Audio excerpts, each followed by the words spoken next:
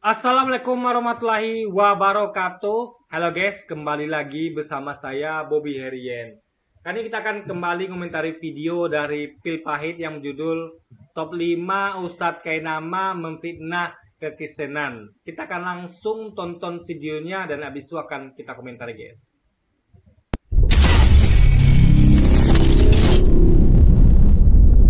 Silahkan perhatikan semua, sekali lagi saya ulang, silahkan perhatikan semua video saya. Tidak ada yang saya menghina, menjelek-jelekan, mengunderestimate, insulting, degrading, nggak ada. Faktanya, Timbunlah tanah yang berlubang. Ini kau mau ajak aku ibadah apa mau kerja DPU?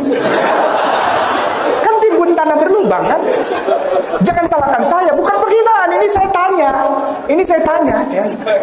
Shout to the Lord on the earth, let us pray. Sampai loncat-loncat itu pemain bass. Ini mau konser apa mau ibadah? Yang kedua, gini ya. Ini adalah semacam pertanyaan logis. Jadi gini, kita tuh apa ya? Kita harus bisa bedakan antara konser dengan ibadah, gitu, ya kan? Jadi ibadah itu biasanya itu adalah dengan perbedaan dengan hiburan, dengan semacam konser atau apa ya, kayak ya hal-hal hiburan lah, guys. Jadi ibadah itu adalah sesuatu yang suci, sesuatu yang suci, sesuatu yang syahdu gitu. Jadi beda sama konser yang ceria gitu kan. Jadi kalau Islam itu ya contoh.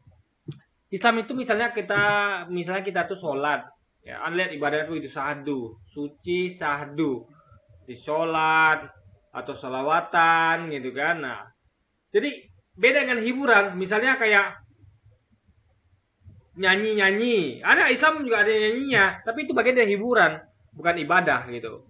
Hiburan gitu kan. Nah,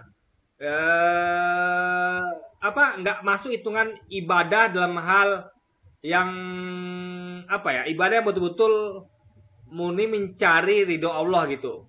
Nah, tapi jadi maksudnya adalah ibadah yang itu gitu. Ibadah yang dikhususkan untuk semacam kita tuh mendekatkan diri pada Tuhan. Itu jauh dari unsur-unsur seperti ya Islam itu tidak meyakini bahwa nyanyi itu mendekatkan kita dengan Allah, tidak. Karena itu nyanyi itu tidak syahdu, tidak tidak suci. Karena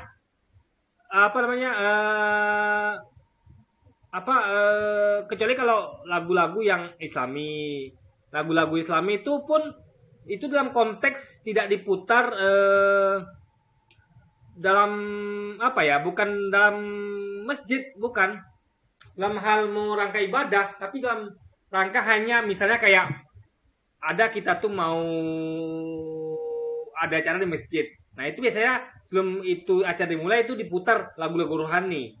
Jadi bukan pas ibadahnya, bukan pas ceramah atau bukan pas acaranya gitu, tapi sebelumnya gitu.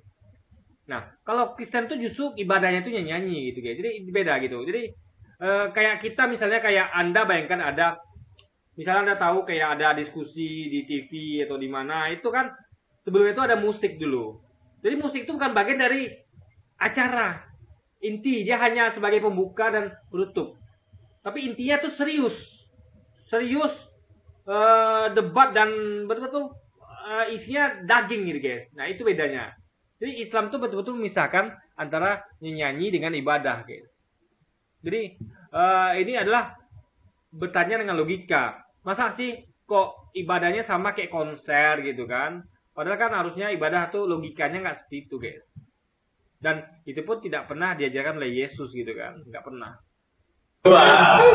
Berarti kita percaya Yesus, kamu tidak percaya. Kenapa? Orang telanjang dibiarin digantung tiap hari ada. Dipaku, kasihan. Kamu tidak cinta dia. Aduh, kedinginan mana pada bararodas gitu deh. Aduh, mana luka-luka lecet-lecet. Waduh, ngajar rendol gitunya ya Allah. Kasihan mana gondrong belum sempet potong rambut deh kan. Aturannya ini udah ulang tahun potong rambut 25 nanti dia ulang tahun. Kagak potong rambut. Cukur gente atau dipameserkan atau dibelikan atau dibeliin. Cukuran. Nyukur aja kagak. Ini bukan penghinaan. Yang ketiga. Jadi gini ya, kadang-kadang kenyataan itu pahit untuk disampaikan. Orang yang harusnya sadar bahwa ini kenyataan, itu harusnya bisa move on. Oh, benar ini kenyataannya seperti itu. Memang Yesus itu kan salib itu dalam keadaan telanjang gitu. Setengah telanjang kalau kita ngomong sebut itu kan, dalam keadaan hanya pakai kolor saja gitu. Ya, jadi memang itu fakta, dan kalau Anda meyakini bahwa itulah suatu penghinaan, artinya Anda harusnya mikir, kenapa kok ada Tuhan yang terhina? Logikanya gitu. Kalau Anda merasa itulah suatu kehinaan, karena gini, kalau orang itu ya logikanya, kalau orang itu nggak merasa itu penghinaan, misalnya Yesus itu mati salib dalam keadaan telanjang atau setengah telanjang, yang rambutnya gondrong atau ya dengan keadaan tersisa, atau tadi yang pertama dikatakan bahwa ibadah tuh kayak konser, nyanyi gitu kan. Nah, kalau Anda merasakan bahwa itu bukan penghinaan, alias itu hal biasa, Anda tidak akan bilang itu penghinaan. Tapi kan memang Anda alam bawah sadar Anda tuh mengakui bahwa memang kenyataan tuh memang seperti itu, dan itu kenyataan yang sangat hina gitu, guys. Ngerti nggak maksudnya? Misal gini, ya, saya contoh lagi nih, misalnya gini ya. Misalnya saya punya orang tua yang orang tua saya ini adalah ditangkap oleh musuh, lalu disalib lah gitu kan, dengan kondisi yang setengah telanjang, ya kan, disalib dengan setengah telanjang, dan ya rambutnya gondrong pula, dan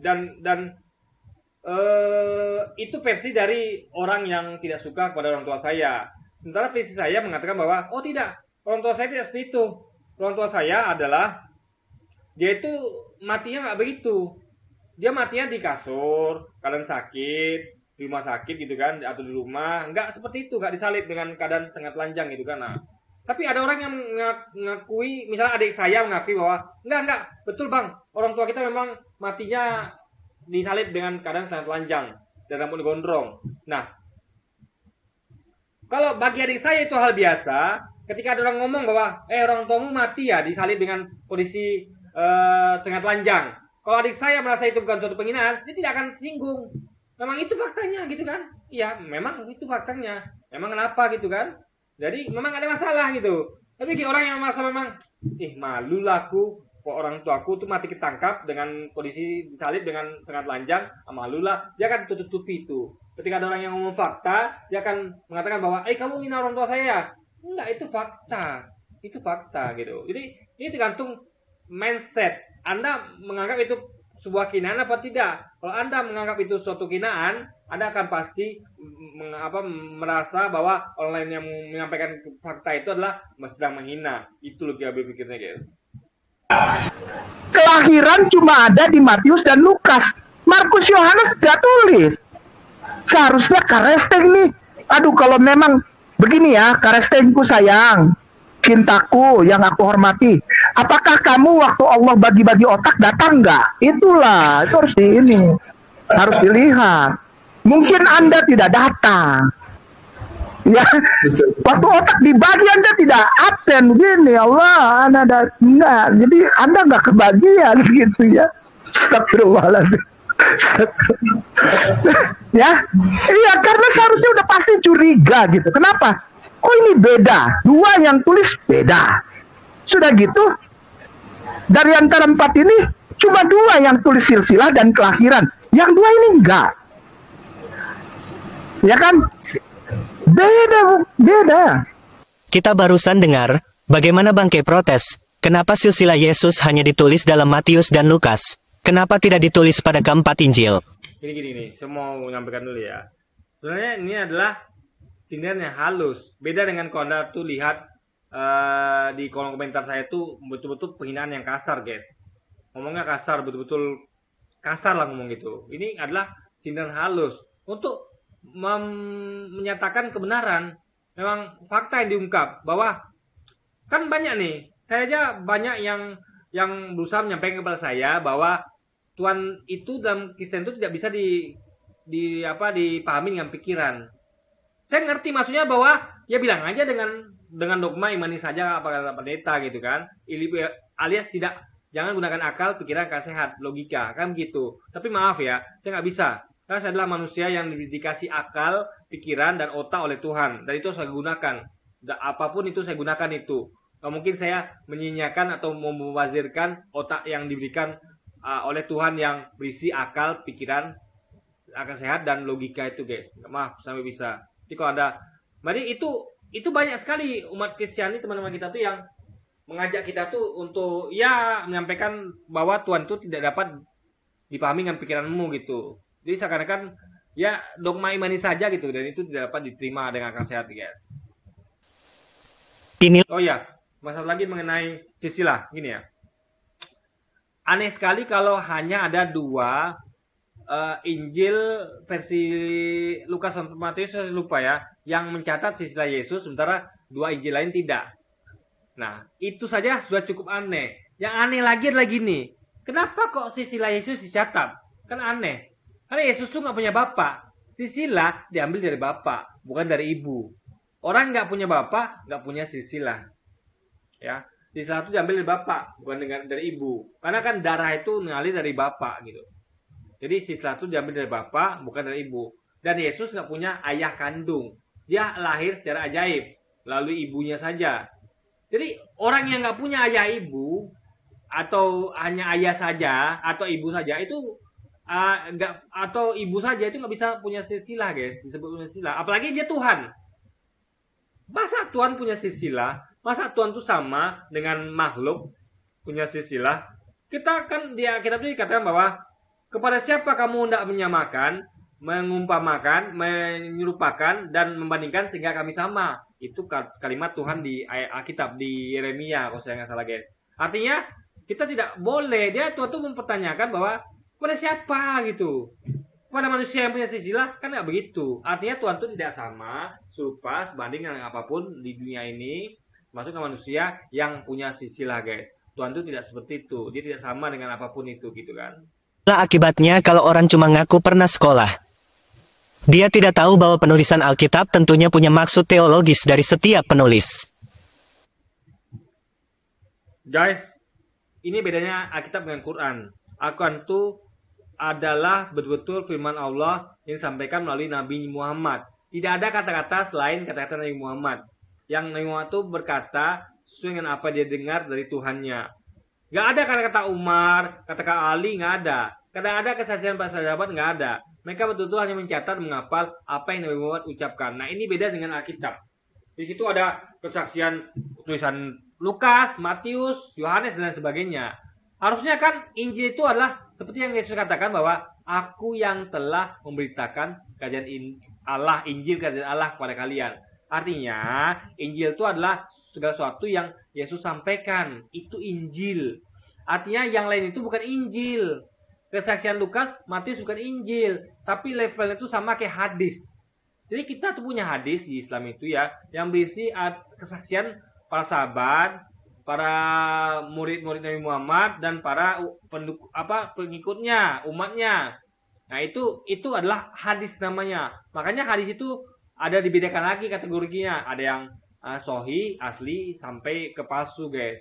Karena itu bukan firman Tuhan, tapi hanya kesaksian manusia, yang manusia itu bukan utusan Tuhan, sehingga tidak pernah luput dari kesalahan, guys. Meskipun kisahnya sama, para penulis menyampaikan dari beberapa perspektif. Giliran ya, perspektif manusia kan. Artinya itu bukan kitab suci, tapi kitab karangan manusia. Karena perspektif manusia, guys. Anda bayangkan coba, pengakuan dari Philip Hyde ditulis dari perspektif. Pertanyaannya, perspektif siapa? Tentu perspektif dari masing-masing penulis. Lukas, Matius. Artinya ini adalah bukan kitab suci yang berisi firman Tuhan, tapi adalah dari kalangan perspektif manusia, guys. Nanti ada kisah yang ditulis pada keempat Injil, Bangkei akan katakan bahwa itu copy paste. Jadi alasan apapun tidak akan masuk kepala Bangkei. Yang keempat, Yang membuatmu masuk surga adalah mulutmu mengucapkan Jesus adalah Tuhan dan Juru Selamat. Masuk. Kau mau berzina, kau mau bersundal, kau mau mabuk, kau mau makan babi kecap pakai sambal pakai babi, terserah. yang kelima, Itu fakta ya. Karena sesimpel itu bagi mereka. Nggak ada pertanggungjawaban pribadi, nggak ada. Asal percaya Yesus Tuhan, ditebus dosanya. Ini beda dengan konsep Islam. Islam itu adalah agama yang mengajarkan tanggung jawab. Kalau Anda buat dosa, Anda akan mendapatkan hukuman. Ya, nggak ada penebusan dosa di Islam, nggak ada. Kita tidak percaya Tuhan saja nggak cukup. Anda harus menghindari maksiat dan Anda harus mengerjakan kebaikan. Itu Islam itu ada reward and punishment, ada surga dan neraka. Kristen tidak ada reward and punishment, tapi anehnya ada surga dan neraka. Jadi buat apa surga dan neraka coba? Nah, tapi saya bisa tangkap dengan logika bahwa tentu mereka akan ngomong bahwa surga dan neraka mereka itulah surga untuk umat Kristen dan neraka untuk umat selain Kristen. Artinya, ya sekali lagi, untuk apa berbuat baik kalau Anda ujung-ujungnya keselamatan hanya berdasarkan daripada percaya Yesus Tuhan. Kalau Islam tidak begitu. Anda percaya Allah Tuhan itu, kalau Anda berbuat jahat, Anda akan dihukum. Ada punishment-nya. Jadi, itu mengajarkan kita untuk tanggung jawab. Jadi, nggak cukup hanya percaya kepada Tuhan yang benar, tapi juga harus melakukan segala perintahnya dan menjauhi larangannya, hindari maksiat dan berbuat baik. Itulah logika dalam Islam, guys. Bahwa dulu saya sebagai orang yang di atas mimbar, bukan di tempat duduk di jemaat, bukan, saya di atas mimbar, itu mengajarkan bahwa bahkan kepada anak-anak dari sekolah minggu, anak-anak masih kecil, saya Laskar Kristus, Laskar. Ada lagunya, sampai sekarang dinyanyiin kok. Pernah dengar ya? Saya Laskar Kristus Syakrak, saya bukan pasukan berjalan, pasukan berkuda, pasukan menembak. Itu anak kecil nyanyi dari kecil. Aku pasukan, aku Laskar Kristus. Daripada dia potong aku duluan, aku tebas dia duluan. Siapa dia itu? Muslim. Silahkan cari video saya. Jadi guys, memang kalau begitu ya, nggak layak kalau anak kecil itu dijadikan lagu seperti itu. Laskar Kristus. Laskar itu adalah pasukan. Anak kecil itu nggak boleh diajarkan seperti itu. Ya, anak kecil itu harusnya diajarkan untuk bermain, ceria. Jadi pasukan-pasukan itu kan ujung-ujungnya larinya adalah kepada peperangan. Ya, kepada kekerasan gitu. Karena pasukan itu adalah pasti akan, tidak mungkin pasukan itu hanya sekedar tangan kosong. Pasti ada persenjataannya. Tangan kosong pun dia pasti ada bela dirinya gitu. Jadi kalau ngomong pasukan pasti ada suatu hal yang disiapkan untuk entah penyerangan atau penjagaan. Itu nggak layak untuk anak kecil, guys. Itu logikanya gitu. Jadi inilah pertanyaan yang logis gitu. Kenapa kok memakai istilah Laskar Kristus ketika masih kecil? Ketika misalnya sudah dewasa masih mending, masih masuk akal. Ini anak kecil, guys, sudah diajarin dengan nyanyian seperti itu gitu kan. Yang menjatuhkan, yang menyerang, yang menjelek-jelekan, yang memaki-maki, meng-underestimate, insulting. Silakan cari deh, wallahi. Insya Allah saya tidak pernah melakukan hal itu. Yang bilang umat pilihan Allah, oh ale-ale, misalnya gitu ya, kayak gitu ya. Saudara dan saya, dan apabila saudara saya sebetulnya 5 menit habis karena saudara saya aja. Sebetulnya dia nggak punya bahan khotbah. Saya dulu gitu, Ustaz. Kalau kehabisan bahan khotbah mulai dah. Hale ya. Apabila saudara, yakinlah saudara. Apa orang nggak ada ngomong? Yakin-yakinan. Yakinlah. Dia telah menyentuh saudara. Dan saudara, nya panjangin biar waktu panjang. Padahal nggak ada bahan khotbah, nggak ada. Kartu mati. Ya. Kayak gini ya. Kita harus bedakan antara ajarannya dengan umatnya. Kalau misalnya kita menyindir menyampaikan fakta tentang ajarannya. Kalau memang bagi Anda ajarannya benar dan tidak salah, Anda tidak perlu ketika fakta itu disampaikan Anda akan merasa terhina, dijelekkan, tidak. Kalau memang ajarannya memang jelek. Kalau ajaran Anda memang jelek, tepat sasaran, gitu kan? Memang ajaran jelek, Anda memang merasa pula gitu. Karena ajarannya memang tidak jelek, ketika disampaikan sesuatu yang jelek, Anda tidak akan merasa gitu kan. Nah, jadi memang ajaran itu memang jelek, faktanya begitu, ya makanya Anda merasa gitu kan. Nah, beda dengan kita tuh misalnya ngomong tentang umat. Kalau umat tuh subjektif lagi, karena umat tidak semuanya menjalankan agamanya, perintah agamanya, aturan agamanya. Tapi kalau ajaran agama pasti ngomong tentang ajaran itu sendiri. Jadi memang intinya di situ. Makanya intinya adalah selama agama Anda itu ajarannya memang benar, tidak jelek, bagus, tidak akan bisa dijelekkan. Tidak akan bisa. Tapi kalau memang jelek, ya gimana lagi? Orang menyampaikan fakta gitu kan. Dan itu memang dibuktikan dengan memang ada dalilnya. Memang faktanya begitu gitu guys. Kecuali kalau misalnya nggak ada dalilnya, nggak ada prakteknya, ya bisa dikatakan itu adalah suatu hal yang bagus dijelekkan. Tapi kalau memang jelek, ya mau bilang apa lagi gitu. Memang faktanya begitu. Masa kita ngomong fakta dikatakan menjelekkan? Itu kan gunanya agar kita tuh tahu bahwa ini memang barangnya jelek. Jadi kalau jelek jangan dipilih gitu. Misalnya ada kita bandingkan dua mobil. Mobil A dengan mobil B. Mobil A ini bagus nih. Mobil A ini harganya murah, mobilnya hemat minyak, jalannya kencang, dia bisa muat banyak orang. Lalu mobil B ini jelek nih, harganya mahal, minyaknya boros, ya kan, dan segala macamnya. Jadi kalau fakta itu sampaikan, ya, jadi anda nggak boleh protes dong. Kok jelek kan? Loh, faktanya begitu. Agar kenapa? Agar orang nggak beli mobil itu gitu, nggak pakai mobil itu, agar orang itu selamat guys gitu. Nah, Anda tinggal counter, oh enggak, mobil ini enggak hemat, bukan boros minyak kok. Anda bisa buktikan gitu harusnya.